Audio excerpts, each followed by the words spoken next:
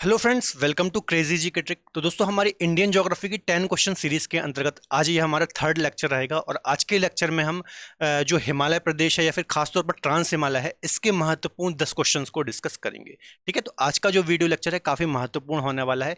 इसमें हम ट्रांस हिमालय के 10 महत्वपूर्ण क्वेश्चन डिस्कस करेंगे और इन्हीं 10 क्वेश्चन के साथ इसके संबंधित और अन्य डिटेल को भी डिस्कस करेंगे। तो आप वीडियो को अंत तक जरूर देखिए। तो चलिए देखते हैं सबसे पहले पहला क्वेश्चन। तो देखिए, पहला क्वेश्चन है ट्रांस हिमालय में कौन कौन सी पर्वत श्रृंखलाएं सम्मिलित हैं। तो और पहले देख लीजिए कौन कौन सी यहां पर दी हुई है: काराकोरम, लद्दाख, कैलाश और जास्कर। तो बच्चों, ट्रांस हिमालय के अंतर्गत ये चारों पर्वत श्रृंखलाएं आती हैं, है ना। पहले इसका आंसर देख लेते हैं। तो इसका डी आंसर बिल्कुल सही हो जाएगा। काराकोरम, लद्दाख, जास्कर और कैलाश रेंज, ये चारों ट्रांस हिमालय का ही पार्ट है। देखिए, जब हम हिमालय का विभाजन करते हैं तो एक तो हम ट्रांस हिमालय पढ़ते हैं, उसमें ट्रांस हिमालय को स्टडी करते हैं। एक मेन जो हिमालय प्रदेश है, हिमालय प्रदेश है। ट्रांस हिमालय में हम कौन कौन सी पढ़ते हैं: काराकोरम, लद्दाख, जास्कर और कैलाश रेंज। जो हिमालय प्रदेश है, इसमें इसमें हम महान, मध्य और शिवालिक पढ़ते हैं। इसके अलावा तीसरा डिवीजन हम करते हैं पूर्वी पहाड़ियों का, है ना, या फिर जो ईस्टर्न माउंटेन रेंजेस हैं उनका हम स्टडी करते हैं, जिसमें हम नॉर्थ ईस्ट की माउंटेन रेंजेस को स्टडी करते हैं। एक बार हम मैप में भी इनकी लोकेशन जरा देख लेते हैं। देखिए, सबसे पहले यदि हम ट्रांस हिमालय की बात करें तो यहाँ पर आप देखेंगे पीओके वाले रीजन में, तो आपको यहाँ पर काराकोरम रेंज मिलेगी इस प्रकार से, है ना। इसके अलावा यहाँ पर आप देखेंगे लद्दाख रीजन में ही, तो यहाँ पर आपको जास्कर रेंज मिलेगी, लद्दाख रेंज मिलेगी, और यहाँ पर आप देखेंगे तो आपको जास्कर रेंज मिलेगी। तो ये काराकोरम है, लद्दाख है और जास्कर है। ये एक दूसरे के समांतर फैली हुई हैं, पैरेलल फैली हुई हैं, उत्तर से दक्षिण की ओर, है ना, इस प्रकार से नॉर्थ से साउथ की ओर फैली हुई हैं। इसके अलावा जो हमारी कैलाश रेंज है, जो कैलाश रेंज है, इसका विस्तार कहाँ है? तो इसका विस्तार तिब्बत रीजन में है, जो कि वर्तमान में चाइना के कब्जे में है। ठीक है, तो तिब्बत में कैलाश रेंज आती है।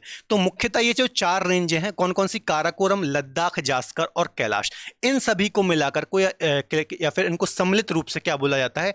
ट्रांस हिमालय बोला जाता है। इसे पार हिमालय या फिर बाहर का हिमालय भी बोलते हैं, जो मुख्यतः यूरेशियन प्लेट का हिस्सा है या फिर यूरेशियन प्लेट में स्थित है। ठीक है, चलिए अगला क्वेश्चन देखेंगे। काली व तिस्ता के मध्य में कौन सा हिमालय प्रदेश है? जब हम बच्चों हिमालय का प्रादेशिक वर्गीकरण करते हैं तो उसमें हम देखते हैं कि कौन कौन सी नदियों के मध्य में कौन सा हिमालय का हिस्सा स्थित है। तो इसको हम बोलते हैं हिमालय का प्रादेशिक वर्गीकरण। तो पहले हम थोड़ा आंसर देख लेते हैं, उसके बाद थोड़ा डिटेल डिस्कस करेंगे। तो काली और तिस्ता की बात की जा रही है, तो काली और तिस्ता के बीच में पहले ऑप्शन देख लीजिए: पंजाब, असम, कुमायूं या फिर नेपाल। तो इसका आंसर क्या हो जाएगा बच्चों? इसका आंसर हो जाएगा नेपाल हिमालय सिचुएटेड है काली और तिस्ता नदी के मध्य में। ठीक है, थोड़ा मैप में देखेंगे आपको ज्यादा अच्छे से चीजें क्लियर होंगी। देखिए, यहां बच्चों एक मानसरोवर झील है तिब्बत रीजन में। कई बार मैंने अपने प्रीवियस लेक्चर में बताया है। यहां से एक नदी का ओरिजिन होता है जिसका नाम है सिंधु या फिर इंडस। ठीक है, इसी के पास से एक और नदी निकलती है जिसका नाम है सतलज, है ना। तो सिंधु और सतलज, इसके अलावा यहां से आप देखेंगे काली नदी निकलती है, यहां पर तिस्ता नदी एक बहती है, और यहां से आप देखेंगे दिहांग या फिर ब्रह्मपुत्र नदी का ओरिजिन होता है। तो सिंधु, ये कौन सी हो गई? सिंधु या फिर इंडस, सिंधु, और ये हो गई सतलज। तो सिंधु और सतलज के मध्य में जो हिमालय का पार्ट बच्चों स्थित है, इसको हम बोलते हैं काश्मीर हिमालय। कौन सा? काश्मीर हिमालय, या फिर इसका एक और नाम है पंजाब हिमालय, पंजाब हिमालय, या फिर एक और नाम है इसका हिमाचल हिमालय, हिमाचल हिमालय, है ना। किन किन नदियों के मध्य में है? सिंधु और सतलज नदियों के मध्य में जो हिमालय का पार्ट स्थित है, इसको काश्मीर हिमालय, पंजाब हिमालय और हिमाचल हिमालय बोलते हैं। इसके अलावा सतलज और ये कौन सी नदी है? काली। सतलज और काली नदियों के मध्य में जो मुख्यतः आप देखेंगे तो थोड़ा बहुत पार्ट हिमाचल प्रदेश और मुख्यतः पार्ट किसका है? उत्तराखंड राज्य का है। तो इसको हम बोलते हैं कुमायूं हिमालय, कुमायूं हिमालय। ये मुख्यतः उत्तराखंड में बोला है, फैला हुआ है। ये सतलज और काली नदियों के मध्य में स्थित है। एग्जाम में क्वेश्चन आएगा कुमायूं हिमालय किन दो नदियों के मध्य में है? तो सतलज और काली के मध्य में कुमायूं हिमालय है। ठीक है, फिर काली और यहाँ पर जो नदी बह रही है सिक्किम रीजन में, इसको हम बोलते हैं तिस्ता। तो काली और तिस्ता के बीच में जो यहाँ पर हिमालय बच्चों फैला हुआ है, ये कौन सा है? नेपाल हिमालय, है ना। तो हमारा क्वेश्चन भी यही था कि काली और तिस्ता के मध्य में कौन सा है? तो नेपाल हिमालय। तो काली और तिस्ता के बीच में मुख्यतः यहाँ पर कौन सा देश है? नेपाल। ठीक है। नेपाल के नीचे आप देखेंगे यहाँ पर हमारा उत्तर प्रदेश राज्य है और बिहार है। तो उत्तर प्रदेश और बिहार में कोई भी हिमालय का की श्रृंखला नहीं है, इसके ऊपर नेपाल है। तो मुख्यतः नेपाल में जो ये पार्ट है इसको हम नेपाल हिमालय बोलते हैं, जो कि काली और तिस्ता नदियों के मध्य में फैला हुआ है। इसके अलावा तिस्ता और दिहांग या फिर तिस्ता और ब्रह्मपुत्र नदियों के बीच में यदि आप देखेंगे तो यहाँ पर जो हिमालय का पार्ट है इसको हम बोलते हैं बच्चों असम हिमालय। कौन सा? असम हिमालय। ठीक है, तो इसको हम बोलते हैं हिमालय का प्रादेशिक वर्गीकरण। तो आपको याद रखना है कौन कौन सी नदियों के मध्य में कौन से हिमालय का फैलाव है। ठीक है, एक बार रिवीजन कर लेते हैं। सिंधु और सतलज के मध्य में काश्मीर, पंजाब या फिर हिमाचल, तीनों नाम बोलते हैं का फैलाव है। सतलज और काली नदियों के मध्य में कुमायूं हिमालय, मुख्यतः जो उत्तराखंड में फैला हुआ है। काली और तिस्ता के मध्य में नेपाल हिमालय, और नेपाल हिमालय की एक विशेषता यह है बच्चों, जितनी भी हिमालय की माउंटेन रेंजेस हैं उसमें नेपाल हिमालय सबसे ऊंचा हिमालय है ना। माउंट एवरेस्ट, कंचनजंगा, ये सब आपको इसी नेपाल हिमालय में मिलेंगी। तो ये बात आपको याद रखना है। इसके अलावा तिस्ता और दिहांग या फिर तिस्ता और ब्रह्मपुत्र के मध्य में असम हिमालय फैला हुआ है। चलिए अगला क्वेश्चन देखेंगे, इनमें से किस राज्य में हिमालय का विस्तार नहीं है? ठीक है, देखिए ऑप्शन देख लेते हैं, उत्तराखंड, सिक्किम, उत्तर प्रदेश या फिर हिमाचल प्रदेश। तो सिंपल सा क्वेश्चन है, उत्तराखंड में भी फैला हुआ है, सिक्किम में भी फैला हुआ है, हिमाचल प्रदेश में भी फैला हुआ है। तो इसका आंसर हो जाएगा उत्तर प्रदेश। उत्तर प्रदेश में हिमालय की कोई भी रेंज नहीं है। जो उत्तर प्रदेश का रीजन है मुख्यतः मैदानी क्षेत्र है। कैसा? मैदानी क्षेत्र है या फिर प्लेन एरिया, अर्थात जो नदियां यहां से निकलती हैं हिमालय प्रदेश से, उनके द्वारा जो मैदान बनाया गया है। तो उत्तर जो प्रदेश वाला रीजन है ये पूरा मैदानी क्षेत्र में फैला हुआ है, आपको याद रखना है। ठीक है, कौन कौन से राज्य हैं एक बार देख लेते हैं जो कि हिमालय में बसे हुए हैं। पहली बात तो जम्मू कश्मीर और ये लद्दाख का रीजन हो गया, ये पूरा हिमालय के अंतर्गत आ जाता है। यहाँ पर आप हिमाचल प्रदेश देख लेंगे तो ये भी उसके अंतर्गत आ जाता है। उत्तराखंड रीजन देख लेंगे, थोड़ी बहुत हरियाणा का भी क्षेत्र आ जाता है शिवालिक रेंज में। इसके अलावा यहाँ पर यूपी और बिहार, यहाँ पर कोई भी हिमालय की रेंज नहीं फैली हुई है। इसके अलावा नेपाल आ गया, फिर सिक्किम हो गया, सिक्किम के अलावा थोड़ा बहुत पश्चिम बंगाल का रीजन भी आ जाता है, और इसके अलावा नॉर्थ ईस्ट के जो राज्य हैं यहाँ पर भी पूर्वी पहाड़ियों का विस्तार है। तो मुख्यतः ये बड़े बड़े राज्य मैंने आपको बताए हैं, यहाँ पर हिमालय रेंज फैली हुई है। उत्तर प्रदेश और बिहार में कोई भी हिमालय का रीजन नहीं है, ये पूरा मैदानी क्षेत्र में फैला हुआ है। ठीक है, चलिए अगला क्वेश्चन बताइए, विश्व की दूसरी सबसे ऊंची चोटी कौन सी है? Second highest peak in the world. ठीक है, ऑप्शन देख लेते हैं, mount Everest, Nanda Devi, केटू Godwin Austen या फिर किलिमंजारो। तो इसका आंसर क्या हो जाएगा बच्चों? इसका आंसर हो जाएगा केटू गॉडविन ऑस्टिन। विश्व की दूसरी सबसे ऊंची चोटी है और भारत की सबसे ऊंची चोटी है। भारत की सबसे ऊंची है ना, और विश्व की दूसरी सबसे ऊंची है। देखिए विश्व की सबसे ऊंची या फिर हाईएस्ट माउंटेन पीक कौन सी है? Mount Everest. इसकी ऊंचाई कितनी है? 8848.86 मीटर है ना। विश्व की सबसे ऊंची चोटी है। कहां पर है ये नेपाल में स्थित है। ठीक है, नंदा देवी की बात करेंगे तो ये कहां पर है? ये उत्तराखंड राज्य में स्थित है बच्चों। उत्तराखंड की सबसे ऊंची चोटी है नंदा देवी, आपको याद रखना है ना। इसकी ऊंचाई कितनी है? 7816 मीटर इसकी ऊंचाई है, आपको याद रखना है। केटू गॉडविन ऑस्टिन की बात करेंगे तो विश्व की दूसरी सबसे ऊंची चोटी है और विश्व की दूसरी और भारत की सबसे ऊंची चोटी है। ट्रांस हिमालय में काराकोरम श्रेणी का ये पार्ट है। अभी हमने देखा था ट्रांस हिमालय में काराकोरम, लद्दाख, जास्कर, ये 3 रेंज आती हैं। तो काराकोरम का ये पार्ट है। 8611 इसकी हाइट है, 8611 मीटर इसकी हाइट है। और जो किलिमंजारो है, माउंट किलिमंजारो, ये तंजानिया में स्थित है और अफ्रीका कॉन्टिनेंट की सबसे ऊंची चोटी है। 5895 मीटर बच्चों इसकी हाइट है। ठीक है, तो जितनी भी माउंटेन पीक हैं सारी इंपॉर्टेंट हैं, आपको याद रखनी है। ठीक है, चलिए अगला क्वेश्चन देखते हैं, ट्रांस हिमालय का तीव्रतम ढाल वाला पर्वत कौन सा है? ट्रांस हिमालय का या फिर भारत का और विश्व का भी इसको तीव्रतम ढाल वाला पर्वत बोलते हैं।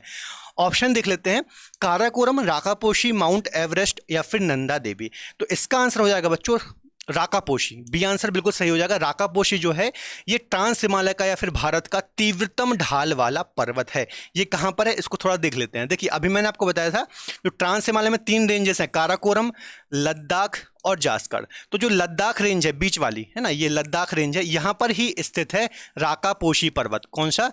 राकापोशी,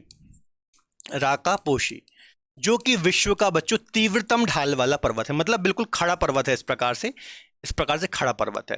ठीक है, तो इसको हम बोलते हैं विश्व का तीव्रतम ढाल वाला पर्वत, जो कि लद्दाख रेंज के अंतर्गत आता है। इसके अलावा काराकोरम की सबसे ऊंची चोटी अभी मैंने आपको बताया था K2 गॉडविन ऑस्टिन है, तो ये बात आपको याद रखना है। और जो जास्कर रेंज है, ठीक है, यहां पर एक पर्वत है नंगा पर्वत नंगा पर्वत। तो जास्कर रेंज की सबसे ऊंची चोटी है नंगा पर्वत। देखिए कई बार ऐसा बोला जाता है कि जो महान हिमालय है इसका विस्तार नंगा पर्वत से लेकर के नामचा पर्वत तक फैला हुआ है। कुछ लोग ऐसा मानते हैं कि जो जास्कर रेंज है ये हिमालय प्रदेश या फिर ग्रेटर हिमालय के अंतर्गत आती है, लेकिन आपको याद रखना है कि जो जास्कर रेंज है, ठीक है, जास्कर रेंज की सबसे ऊंची चोटी भी कौन सी है? नंगा पर्वत ही है। और महान हिमालय का जो ओरिजिन होता है या फिर स्टार्ट होता है वो भी नंगा पर्वत से ही होता है। ठीक है, चलिए आगे डिस्कस करेंगे। अगले क्वेश्चन को डिस्कस करने से पहले थोड़ा सा अपडेट दे दूं, हमारा एसएससी का 2022 के लिए टारगेट बैच बिल्कुल लाइव है रूट एप्लीकेशन पर। यदि आप एसएससी की तैयारी कर रहे हैं तो हमारे बैच को ज्वाइन कर सकते हैं। वहां पर हमारी जितनी भी एक्सपर्ट फैकल्टी आपको गाइड करेगी और टीच करेगी। जितने भी सब्जेक्ट हैं, मैथ्स हो गया, जी के जीएस हो गया, इंग्लिश हो गया, रीजनिंग हो गया, तो एक बार आप रूट एप्लीकेशन को डाउनलोड करके विजिट जरूर करें। इसके अलावा बच्चों यदि आप DSSSC कोड यूज करेंगे तो आपको एडिशनल या फिर एक्स्ट्रा डिस्काउंट मिलेगा 500 रुपए का, तो ये आप कोड यूज करना ना भूलें। इसके अलावा यदि आप मुझसे ज्योग्राफी पढ़ना चाहते हैं तो रूट एप्लीकेशन पर ज्योग्राफी पढ़ सकते हैं, चाहे वो इंडियन ज्योग्राफी हो, वर्ल्ड ज्योग्राफी हो। वहाँ पर बहुत ही इंटरेस्टिंग तरीके से आपको मैं ज्योग्राफी पढ़ाऊंगा, तो लिंक आपको डिस्क्रिप्शन बॉक्स में मिल जाएगी, वहाँ से एप्लीकेशन को डाउनलोड कीजिए और बाकी डिटेल आप एप्लीकेशन को डाउनलोड करके देख सकते हैं। इसके अलावा ज्योग्राफी के साथ साथ अन्य सब्जेक्ट भी वहाँ पर चल रहे हैं। इंडिविजुअल आप पढ़ सकते हैं, जैसे साइंस है, हिस्ट्री है, पॉलिटी है, मैथ्स है, इंग्लिश है, सभी सब्जेक्ट आप इंडिविजुअल वहाँ पर अलग अलग एक्सपर्ट फैकल्टी से पढ़ सकते हैं। ठीक है, चलिए अगला क्वेश्चन देखेंगे। इनमें से कौन सा ग्लेशियर ट्रांस हिमालय का भाग नहीं है? ग्लेशियर ट्रांस हिमालय का पार्ट नहीं है, तो ऑप्शन देख लेते हैं, सियाचिन, हिस्पर, गंगोत्री या फिर बालतोरा। तो इसका आंसर हो जाएगा बच्चों, देखिए सियाचिन जो है ये भी ट्रांस हिमालय का पार्ट है, हिस्पर भी ट्रांस हिमालय का पार्ट है और बालतोरा भी ट्रांस हिमालय का पार्ट है। जबकि जो गंगोत्री है ये ग्रेटर हिमालय या फिर महान हिमालय का पार्ट है, या फिर महान हिमालय के अंतर्गत ये आता है, आपको याद रखना है ना गंगोत्री। चलिए थोड़ा मैप में देख लेते हैं। देखिए जो ये काराकोरम यहाँ पर रेंज है ना बच्चों, ये पूरा ट्रांस हिमालय है। यहाँ पर खासतौर पर जो काराकोरम रेंज है यहाँ पर बहुत सारे ग्लेशियर हैं। ग्लेशियर, ग्लेशियर को हिंदी में हम बोलते हैं हिमानी, है ना। बहुत सारी बर्फ की चट्टानें हैं, बर्फ के बड़े बड़े पहाड़ हैं, जैसे कि सियाचिन ग्लेशियर है यहाँ पर, है ना। सियाचिन सबसे बड़ा ग्लेशियर है भारत का। हिस्पर है, हिस्पर ग्लेशियर है। बालतोरा, बालतोरा, तो ये सारे ग्लेशियर बच्चों ट्रांस हिमालय के अंतर्गत ही आते हैं इस रीजन में। इसके अलावा सियाचिन ग्लेशियर भारत का सबसे बड़ा और सबसे ऊंचा ये युद्ध स्थल भी है। कई बार मैंने प्रीवियस लेक्चर्स में बताया है, जो सियाचिन ग्लेशियर है, यदि आप इसकी लोकेशन देखेंगे, यदि इसकी आप लोकेशन देखेंगे तो यहाँ पर ये स्थित है इस प्रकार से, है ना। और विश्व का सबसे ऊंचा, विश्व का सबसे ऊंचा युद्ध स्थल है। देखिए ये वाला जो हिस्सा है ये अक्साई चीन है, मतलब चीन के पास है जो हमारा भारत का हिस्सा। ये वाला आप देखेंगे तो पीओके वाला हिस्सा है, ये पूरा कौन सा है? पाक अधिकृत कश्मीर, जो पाकिस्तान के कब्जे में है हमारे भारत का क्षेत्र। और इन दोनों के मध्य में यहाँ पर ये सियाचिन ग्लेशियर। तो ये दोनों देश हमेशा चाहते हैं कि हमें ये वाला क्षेत्र मिल जाए जिससे हमारी ये कनेक्टिविटी बन जाए। ठीक है, तो ये बहुत ही सेंसिटिव एरिया रहता है हमेशा से। और 1984 में यहाँ पर ऑपरेशन मेघदूत भी चलाया था हमारी भारतीय सेना ने, जब पाकिस्तान की सेना ने यहाँ पर घुसपैठ कर ली थी। ठीक है, तो ऑपरेशन मेघदूत के द्वारा इनको यहाँ से भगाया था, ये बात आपको याद रखना है। ठीक है, इसके अलावा जो गंगोत्री ग्लेशियर है बच्चों, ये ग्रेटर हिमालय में स्थित है। यहां से कौन सी नदी निकलती है? गंगोत्री ग्लेशियर से भागीरथी। भागीरथी, भागीरथी नदी का ओरिजिन होता है गोमुख से, गोमुख से, है ना। और जब ये अलकनंदा से मिलती है, जब ये अलकनंदा अलकनंदा से मिलती है देवप्रयाग नामक स्थान में, तो यहां से इसका नाम क्या होता है? गंगा। लेकिन कई बार एग्जाम में ऐसा भी पूछ लेते हैं कि गंगा का ओरिजिन कहां से होता है, तो वो क्या माना जाता है? गंगोत्री से ही इसका ओरिजिन होता है। तो ऐसा याद रखना है कि गंगा का ओरिजिन भागीरथी के नाम से गंगोत्री गोमुख से होता है। ठीक है, चलिए अगला क्वेश्चन देखेंगे। सिंधु नदी प्रवाहित होती है, तो सिंधु नदी किन किन पर्वत श्रृंखलाओं के मध्य में प्रवाहित होती है, इसका आपको आंसर देना है। काराकोरम लद्दाख, लद्दाख काराकोरम, शिवालिक काराकोरम या फिर लद्दाख जास्कर। तो इसका सही आंसर हो जाएगा बच्चों डी, लद्दाख और जास्कर के मध्य में सिंधु नदी प्रवाहित होती है। थोड़ा हम मैप में देखेंगे। देखिए ये काराकोरम है, यहां पर लद्दाख है और यहां पर जास्कर है। काराकोरम, लद्दाख और जास्कर, तो लद्दाख और जास्कर रेंज के मध्य में बच्चों यहां से इस प्रकार से ये सिंधु नदी बहती है। कौन सी? सिंधु नदी, सिंधु नदी या फिर इंडस रिवर, है ना, इंडस रिवर। इसके अलावा काराकोरम और जो लद्दाख रेंज है इसके मध्य में एक नदी बहती है जिसको हम बोलते हैं श्योक। श्योक, और श्योक किसकी सहायक है? श्योक सहायक है सिंधु। इसके अलावा यहां पर जो हमने सियाचिन ग्लेशियर पढ़ा था बच्चों, सियाचिन ग्लेशियर से भी एक नदी निकलती है जिसका नाम है नुब्रा, और नुब्रा किसकी सहायक है? देखिए इस प्रकार से सियाचिन ग्लेशियर से नुब्रा नदी निकलती है। कौन सी? नुब्रा नदी निकलती है। यहां से एक श्योक नदी निकलती है इसी रीजन से, और यहां से ये सिंधु नदी निकलती है इस प्रकार से, सिंधु। ठीक है, तो देखिए नुब्रा जो कि सियाचिन ग्लेशियर से निकल रही है, किसकी सहायक नदी है? ये श्योक की सहायक नदी है, जो कि श्योक किन किन दो पर्वत श्रृंखलाओं के मध्य में बह रही है? काराकोरम और लद्दाख के मध्य में, है ना। यहाँ पर काराकोरम है और यहाँ पर लद्दाख है, जबकि सिंधु किन किन के मध्य में बह रही है? लद्दाख और जास्कर के बीच में बह रही है, और श्योक आगे जाकर के सिंधु या फिर इंडस में मिल जाती है। तो यहाँ से कैसा भी एग्जाम में क्वेश्चन आ सकता है, आपको याद रखना है। ठीक है, कौन सी नदियां किन के मध्य में बह रही हैं, कौन सी किसकी सहायक नदी हैं, तो सारी चीजें आपको याद रखनी है। ठीक है, चलिए अगला क्वेश्चन देखते हैं। कृष्णागिरी किसका नाम है? कृष्णागिरी, ऑप्शन देख लेते हैं, काराकोरम, लद्दाख, जास्कर या फिर कैलाश। तो जो बच्चों कृष्णागिरी है ये काराकोरम का ही हिस्सा है, जो कि ट्रांस हिमालय की सबसे उत्तरी पर्वत श्रृंखला है काराकोरम, है ना। इसकी सबसे ऊंची चोटी कौन सी है? K2 गॉडविन ऑस्टिन भारत की सबसे ऊंची माउंटेन पीक है, आपको याद रखना है। चलिए अगला क्वेश्चन देखेंगे। हिमालय का निर्माण किस भूसन्नति से हुआ है? तो ऑप्शन देख लेते हैं, विंध्यन भूसन्नति, टेथिस भूसन्नति, कुड़प्पा भूसन्नति या फिर शिवालिक भूसन्नति। ठीक है, तो जो हिमालय का बच्चों ओरिजिन हुआ है ये टेथिस भूसन्नति से हुआ है। ठीक है, ये कोवर ने दिया था भूसन्नति सिद्धांत। तो ये क्या होता है भूसन्नति, ये थोड़ा समझ लीजिए। देखिए ये कोई भूभाग है यहां पर समझ लीजिए थोड़ा, ये मान लीजिए कोई भूभाग है इस प्रकार से, ये दो भूभागों के बीच में एक उथला सागर, ये कोई समुद्र है या सागर है? समुद्र, है ना। और समुद्र भी कैसा है? उथला समुद्र। उथला मतलब कम गहरा। देखिए क्या हुआ है कि ये भूभाग से बहुत सारी नदियां आई और इस भूभाग से बहुत सारी नदियां आई, और उन्होंने कई लाखों वर्षों में अपने साथ जो वो अवसाद लाई थी उनका डिपोजिशन इस क्षेत्र में किया, इस समुद्र में किया। इस समुद्र को क्या नाम दिया गया?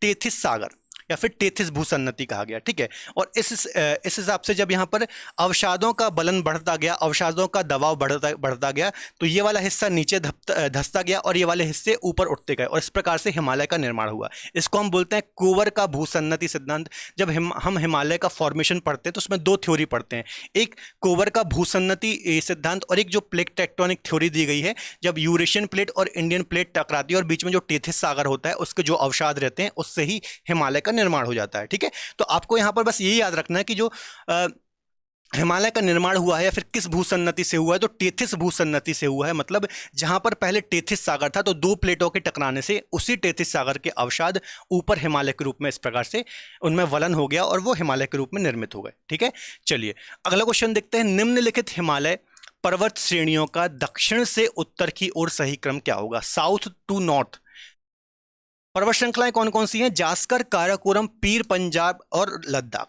ठीक है, तो देखिए कौन कौन सी हैं, हम पहले यहाँ पर मैप में थोड़ा समझ लेते हैं इसको। देखिए सबसे पहले पीर पंजाल दी हुई है। देखिए यहाँ पर काराकोरम है, यहाँ पर लद्दाख है, यहाँ पर जास्कर है और यहाँ पर ही पीर पंजाल है ना। पीर पंजाल कहाँ पर है? पीर पंजाल बच्चों, पीर पंजाल ये मिडिल हिमालय, ये मध्य हिमालय, मध्य हिमालय या फिर मिडिल हिमालय का हिस्सा है। मध्य हिमालय बहुत सारी छोटी छोटी पर्वत श्रृंखलाओं में बटा हुआ है, जैसे पीर पंजाल है, धौलाधर है, इसके अलावा यहाँ पर महाभारत श्रेणी है, इस प्रकार से बटा हुआ है अनेक श्रेणियों में। ठीक है, तो इसका दक्षिण से उत्तर की ओर क्रम क्या हो जाएगा? सबसे पहले हो जाएगा, यहाँ पर देख लेते हैं, सबसे पहले आ जाएगी बच्चों पीर पंजाल, तो पहले हो जाएगा 3, है ना। काराकोरम, लद्दाख, जास्कर, फिर आ जाएगी जास्कर तो 1 हो जाएगा, फिर 4 आ जाएगा और फिर 2 आ जाएगा। तो ये क्रम सही हो जाएगा 3 1 4 2। तो डी आंसर इसका बिल्कुल सही हो जाएगा 3 1 4 2, अर्थात सबसे नीचे यहाँ पर पीर पंजाल है, फिर जास्कर है, फिर लद्दाख है और फिर काराकोरम है। ठीक है, तो ये इसका बिल्कुल सही क्रम हो जाएगा बच्चों। ठीक है, तो आई थिंक ट्रांस हिमालय की हमने 10 क्वेश्चन यहाँ पर कवर किए हैं और ट्रांस हिमालय का लगभग आपका पूरा रिवीजन यहाँ पर हो गया होगा, है ना। सारे क्वेश्चन लगभग हमने ट्रांस हिमालय में जितने भी हो सकते थे कवर यहाँ पर कर लिए हैं। बस यहाँ पर काराकोरम, लद्दाख, जास्कर, इस रीजन की ये जो 3 पर्वत श्रृंखलाएं हैं यहाँ से ही क्वेश्चन आते हैं, तो आपको आई थिंक सारी चीज़ें अच्छे से क्लियर हो गई होंगी। इसके अलावा बच्चों यदि आप मुझसे ज्योग्राफी पढ़ना चाहते हैं तो रूट एप्लीकेशन पर मेरा बैच वहाँ पर लाइव है, आप मुझसे ज्योग्राफी पढ़ सकते हैं। तो मिलेंगे मिलेगी अगली बेहतर लेक्चर में। नेक्स्ट लेक्चर हमारा हिमालय से रिलेटेड रहेगा, जिसमें हम महान, मध्य और शिवालिक के बारे में डिस्कशन करेंगे। तो यदि आपको आज का वीडियो लेक्चर पसंद आए तो प्लीज़ वीडियो को लाइक करें, इसके अलावा अपने दोस्तों के साथ शेयर जरूर करें। मिलते हैं अगले बेहतर लेक्चर में, तब तक के लिए धन्यवाद। जय हिंद।